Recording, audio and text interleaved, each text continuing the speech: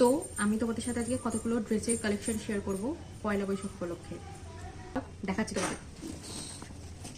একটা, দুটো, তিনটে, চারটে, পাঁচটা।